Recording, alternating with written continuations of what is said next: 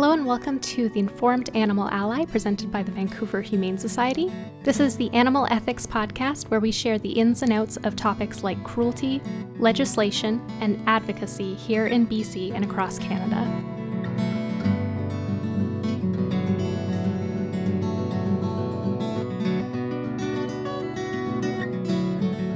Hi, I'm Chantal Archambault from the Vancouver Humane Society. Today I'm excited to be introducing two different perspectives on owning and operating a vegan business. To share about this topic, we'll be welcoming Audrey and Kyla from Vegan Supply and Paula from Compassion Inc. Studio. They'll be talking about some of the successes they've experienced as part of operating a vegan business, some challenges they've seen, and some opportunities they're looking forward to in the future. To start us off, here are Audrey and Kyla from Vegan Supply, a vegan-owned and operated business specializing in a wide variety of vegan products. You can find Vegan Supply at vegansupply.ca with locations in Vancouver and Surrey and shipping available worldwide.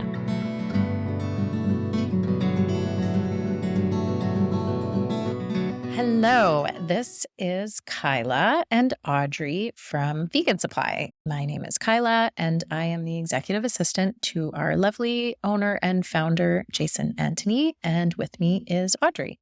Hi, so I'm Audrey. I'm the operations manager here at Vegan Supply, so overseeing 2 physical retail stores, our e-commerce business, as well as the distribution side where we sell to other businesses. So Audrey is definitely hands-on and can speak a lot about successes, challenges, opportunities within the business. And I can more speak to Jason's side of things. So Audrey, what have you found to be a success? I think definitely a highlight for me is being able to offer vegan solutions to people who might not otherwise have them. So whether that's offering products that they don't have access to, where they're from, on the e-commerce side of things, where we're able to ship all over, or even just having unique solutions that somebody coming in our store who never heard of soy curls before, and how can they cook with them, and how is that a great substitute for their protein, and really being a bridge to get people to think differently and help them in their vegan journey if they're on one, or even just if they're vegan curious and want to learn a little bit more.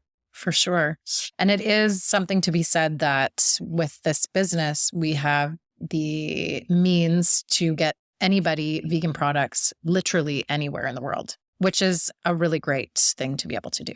Absolutely. And also working with bringing really exciting and new innovative products to market. Yeah, absolutely. Some of my favorites from this year that we've brought in are juicy marbles and yo egg. I think when I first went vegan, I didn't dream of a world where I had a vegan poached egg that actually had a runny yolk. And today is the day that we are able to access that now as vegan. So it's incredibly exciting. And juicy marbles is another one where it's a vegan steak. And some of those things that people say like, oh, I could never give this up. But there's a lot of stuff that people don't have to give up anymore. And it's because of brands like this doing really cool things in the food science area. That's right. Yeah. Bridge the gap. We're here for it. I mean, with all this great stuff, though, there is challenges. So what are a few of the challenges that you've noticed within the business or being in this space? Yeah, I think so. From the start, we're a vegan business and our name is Vegan Supply. And there's a lot of feelings out there in the world to that word vegan. And I think a challenge is overcoming that perception that we are just for vegans, because we sell vegan products exclusively, yes, but our goal is to, have more vegan products available, but that could be somebody who is an omnivore looking to reduce meat in their diet, or any kind of area. Like vegan products can be good in and of themselves, of their own merit, and trying to break that barrier while also still holding true to our values is definitely a challenge. I think we start from a little bit of a disadvantage, but it's just a challenge for us to overcome. Yeah, that's right. It's definitely the bias with the word vegan, and it is our very name, but we move forth. So on that note, what is something that you're looking forward to in the future? Some cool opportunities coming up? Yeah, well, I'm mostly looking forward to being more collaborative with a lot of different organizations. I think in the last few years, we've worked a lot with different sanctuaries or different organizations to shed more light on them or collect donations. And I think we do better as a whole when we lift each other up. So I'm just looking forward to the different partnerships in the community in the coming years. Definitely. I will just do a quick little plug that a few years ago, Audrey and I created a monthly donation program within Vegan Supply, and we feature 2 sanctuaries, rescues, anywhere that anybody is honestly helping animals. We will feature you on our website and in store and raise funds and allow you to keep doing the important work that you do with animals. On that note, if you're listening and you haven't been featured, or you know somebody that you would love to see featured, please let us know. Reach out to info@vegansupply.ca. Any final notes about the world of business in vegan spaces? That we just need to support vegan businesses. I think there are few of us, and, it's a cliche, but we vote with our dollars. And when we buy a product, we're telling those businesses that we want to support them. So I think now more than ever, it's important to support businesses that align with the values that you have. So yeah. That's right. Money talks, so let's use it for good. All right. Well, thanks everybody for listening. Take care.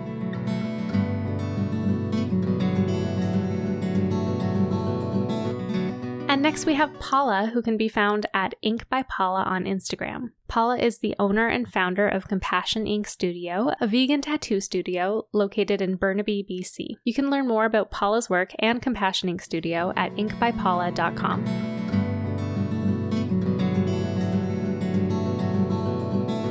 Hey everyone, my name is Paula and I'm a tattoo artist in Burnaby, BC. On Instagram, I am Ink by Paula and my tattoo studio name is Compassion Ink Studio. A little bit about myself. I've always been a very sensitive person, always been an animal lover. As a child, I loved art class and I loved our family dog or family hamsters. And, I was that kid and I still am, like many of us, that person who will pick a worm off the sidewalk to help it across. And I even, in high school, I took home this baby chick that was going to be fed to a snake and ended up rehoming it. So yeah, I've always been an animal lover. And honestly, it wasn't until I was an adult that I really started thinking about the impact of my choices on animals. And so my partner and I decided to unlearn a lot of the habits that we grew up with. And we started with our diet. A lot of vegans usually start by switching to a plant-based diet. But we also, beyond our diet, try to divest from animal exploitation. And we know it's not possible to live a completely harm-free life in the society, but we do our best. And I think that's all we can do. So when I launched my tattoo business, making it vegan was a no-brainer. People will ask me, what's a vegan tattoo? What makes it different than a regular tattoo? And the main difference is that I ensure that every part of the tattoo process is animal-free. Most tattoo shops nowadays actually use vegan ink just by default, which is great. But for me, I take it a step further. So for example, the soap I use in my studio will be vegan. The transfer paper that I use is vegan because not all stencil paper is vegan. My shop, the furniture is it's not leather furniture. I don't have animal skulls hanging on the wall or framed dead insects on the wall. And so, yeah, if you're an animal lover, going to a vegan tattoo artist will sort of ensure that beyond the ink, that your experience is going to be as animal-free as possible.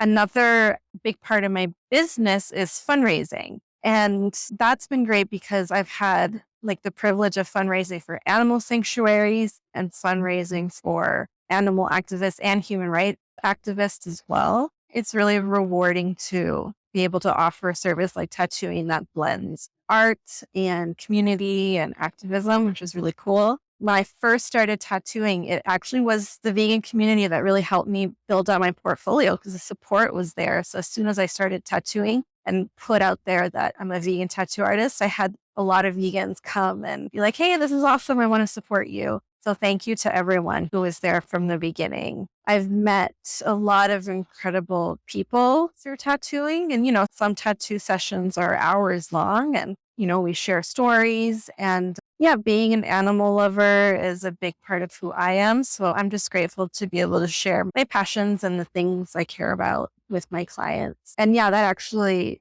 leads me into the next thing I wanted to bring up, which is, I've had people question whether it's a good idea to bring in my politics and sort of combine it with my business Instagram account, post not only about tattooing, but post about the things I care about. And I think that sure, I may lose some clients or followers who don't align with whatever my stance is. But I also believe that a big part of my success as a vegan business owner comes from me being transparent and sharing what I care about. I think a lot of people nowadays do want to support businesses that align with their worldview, despite whatever challenges may also come along with that. I think it's worth it in the end. One thing I love with my tattoo business is collaborating with other businesses. So for example, I've collaborated with Mila plant-based restaurants or Zimp chocolates. And, we do this to bring the community together and then donate a portion of proceeds to a cause. I recently organized a raffle with several vegan businesses to fundraise for 2 families in need. So yeah, collaborating is something I really enjoy. And even collaborating with Vancouver Humane Society to share a little bit about me is such an honor. So thank you for listening, and I hope to tattoo you one day. The Informed Animal Ally is a podcast by the Vancouver Humane Society. If you found this episode helpful, please consider giving us a 5-star rating and review to help us reach more supporters of animals. To support this project and other initiatives to build a kinder world for animals, you can make a donation at vancouverhumane.ca. You can also follow the Vancouver Humane Society on Facebook at Vancouver Humane Society, Instagram at Vancouver Humane, or Twitter at VanHumane. The music in this episode is the song Jonah's Message for New York by Dr. Turtle, licensed under the Creative Commons Attribution 4.0 International Public License. Thank you for listening, and thank you for being an animal ally.